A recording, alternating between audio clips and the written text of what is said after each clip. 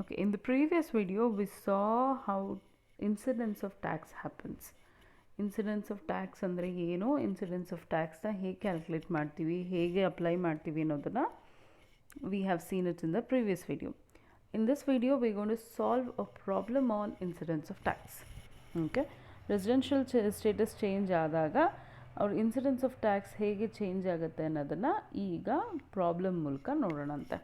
So if you remember, previous video I told you incidence of tax is the tax liability which depends on the residential status of a person. ನಾನು ನಿಮಗೆ previous ವಿಡಿಯೋಲಿ ಹೇಳಿದೆ incidence of tax ಅಂದರೆ ಒಬ್ಬ ವ್ಯಕ್ತಿಯ tax burden ಅಥವಾ tax liability, ಅವರು ಎಷ್ಟು ಯಾವ ಇನ್ಕಮ್ಗೆ ಟ್ಯಾಕ್ಸ್ ಕಟ್ಟಬೇಕು ಅಂತ ಅದೇನರ ಮೇಲೆ ಡಿಪೆಂಡ್ ಆಗುತ್ತೆ, ಅದು ಅವರ ರೆಸಿಡೆನ್ಷಿಯಲ್ ಸ್ಟೇಟಸ್ ಮೇಲೆ ಡಿಪೆಂಡ್ ಆಗುತ್ತೆ. ಸೊ ಇದನ್ನು ನಾನು ನಿಮಗೆ ಪ್ರೀವಿಯಸ್ ವಿಡಿಯೋಲೂ ಹೇಳಿದ್ದೆ. ಎನಿ ಇಂಡಿಯನ್ ಇನ್ಕಮ್ ಅಂದರೆ whether earned in India or received in India, ಇದು ಎಲ್ಲ ರೀತಿಯಾದಂಥ ರೆಸಿಡೆನ್ಸ್ಗೆ taxable. Okay, it is taxable for ordinary resident, not ordinary resident, non-residents ಎಲ್ರಿಗೂ ಟ್ಯಾಕ್ಸಬಲ್ ಅಂತ ಹೇಳಿದೆ. And then any income which is earned from a business which is set up outside India but controlled from India, ಇದನ್ನು ಹೇಳಿದ್ದೆ ನಾನು ನಿಮಗೆ. ಹೊರಗಡೆ ದೇಶದಲ್ಲಿ ಎಲ್ಲಾದರೂ ನೀವು ಬಿಸ್ನೆಸ್ ನಡೆಸ್ತಾ ಇದ್ದರೆ ಬಟ್ ಅದರ ಹೆಡ್ ಕ್ವಾರ್ಟರ್ಸ್ ಇಂಡಿಯಾಲಿತ್ತು ಅಂದರೆ ಆಗ ಎರಡು ರೀತಿಯಾದಂಥ ರೆಸಿಡೆನ್ಸಿಗೆ ಮಾತ್ರ ಇದು ಟ್ಯಾಕ್ಸಬಲ್, ನಾನ್ ರೆಸಿಡೆನ್ಸ್ಗೆ ಇದು ಟ್ಯಾಕ್ಸಬಲ್ ಅಲ್ಲ. ಓಕೆ, ಆ್ಯಂಡ್ ಫಾರಿನ್ ಇನ್ಕಮ್, ಯಾವುದಾದ್ರೂ income which is earn and received outside India, ಇದನ್ನು ಫಾರಿನ್ ಇನ್ಕಮ್ ಅಂತ ಕರಿತೀವಿ. This will be taxable only for ordinary resident, ಮಿಕ್ಕಿರೋ ಇಬ್ಬರಿಗೆ ಇದು ಟ್ಯಾಕ್ಸಬಲ್ ಅಲ್ಲ. And any previous year income which is brought into India during the previous year, past untaxed foreign income brought into India is not taxable for any of the assessees. So ishtu basic rules na gnapaka itkolli. Indian income taxable for everybody. Foreign income, Indian income andre eno, income earned or received, ಎರಡರಲ್ಲಿ ಯಾವುದಾದ್ರೂ ಆಗಿರಲಿ in India, then it is taxable for all kinds of assessees.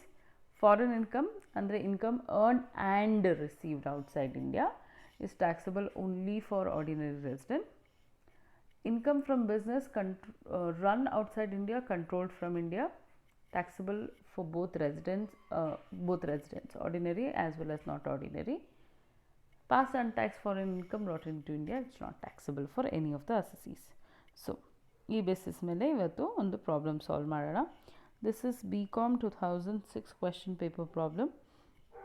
I hope you can see it. It says Shri Suresh has the following income for the financial year 2019-20.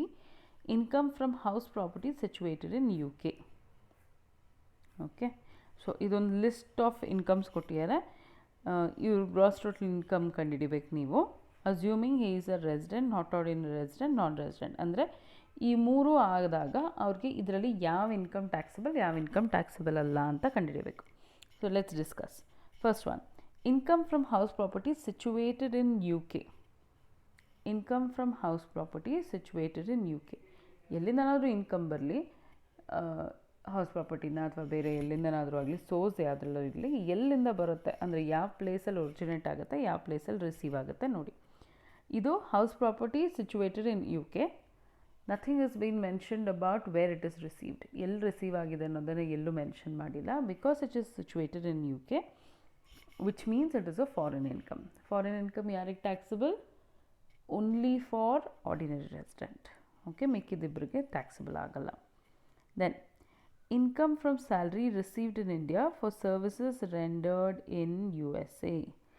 Income from salary received in India ನೋಡಿದ ತಕ್ಷಣ ನೀವು it will be taxable for all kinds of assessees. Okay, then ಮುಂದಕ್ಕೆ ಹೋಗಲೇಬೇಡಿ. Received in India ಅಂದ ತಕ್ಷಣ it's taxable for everybody. Next, profits from business in Pakistan ಅಂದರೆ outside India but it's controlled from India.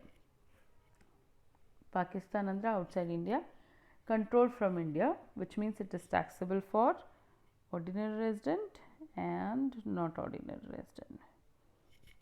Okay, then profit from a business in Delhi. Obviously Delhi India lide, so profit from business in Delhi is taxable for everybody. Is Indian income. Next one, agricultural income in India. ಯಾರಿಗೆ tax ಆಗುತ್ತೆ? agricultural income in India. Don't be blind, ಇದು Indian ಇನ್ಕಮ್ಮೇ, but since it is agricultural income, it is exempt from tax. ಜ್ಞಾಪಕ ಇದೆಯಾ section 10 ಅಲ್ಲಿ ಒಂದಷ್ಟು exempted incomes ಹೇಳ್ಕೊಟ್ಟಿದ್ನಲ್ಲ ನಾನು ಫಸ್ಟ್ ಚಾಪ್ಟ್ರಲ್ಲಿ, ಸೆಕೆಂಡ್ ಚಾಪ್ಟ್ರಲ್ಲಿ. So this is exempted income, so ಇದು ಯಾರಿಗೂ ಟ್ಯಾಕ್ಸಬಲ್ ಆಗಲ್ಲ. Next one, income earned in Australia and received there but brought to India. Okay, income earned in Australia and received there but brought to India. So income ಎಲ್ಲ earn ಆಗಿದೆ, Australia earn ಆಗಿದೆ.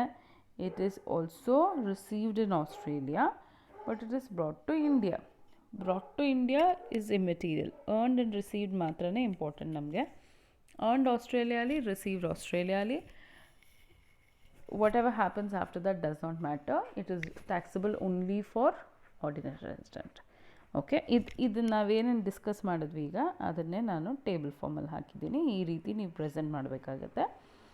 Computation of gross total income under different residential status ಅಂತ heading ಬರ್ಕೊಳ್ಳಿ. 4 column ಮಾಡ್ಕೊಳ್ಳಿ. ಒಂದರಲ್ಲಿ types of income, ಇಲ್ಲಿ list ಕೊಟ್ಟಿರ್ತಾರಲ್ಲ ಕ್ವೆಶನಲ್ಲಿ, ಈ ಎಂಟೈರ್ ಲಿಸ್ಟ್ ಆಫ್ ಇನ್ಕಮ್ಸ್ನ ಇಲ್ಲಿ ಹಾಕ್ಕೋಬೇಕಾಗತ್ತೆ, ಟೈಪ್ಸ್ ಆಫ್ ಇನ್ಕಮ್. ನಂತರ 3 ಕಾಲಮ್ ಮಾಡ್ಕೊಳ್ಳಿ, all for different residential status, ordinary resident, not ordinary resident and non resident. Okay, then we gonna to see how it is taxable. So first one, income from house property situated in UK. ನಾನು ನಿಮ್ಗೆ ಹೇಳ್ದೆ, this is not mention, ಎಲ್ಲಿ receive ಮಾಡಿದ್ದಾರೆ ಅಂತ mention ಮಾಡಿಲ್ಲ. So we assume it is received in UK, which means it will be taxable only for ordinary resident. ಮಿಕ್ಕಿರೋ ಇಬ್ಬರಿಗೆ ಇದು taxable ಆಗಲ್ಲ. Okay, next, income from salary received in India. ನಾನು ಹೇಳಿದೆ received in India ಅಂತ ನೋಡಿದ ತಕ್ಷಣ ನೀವು ಮುಂದಕ್ಕೆ ಓದೋ ನೆಸೆಸಿಟಿನೂ ಇರಲ್ಲ. It will be taxable for all kinds of assessees. Any income earned in India or received in India is taxable for all kinds of assessees.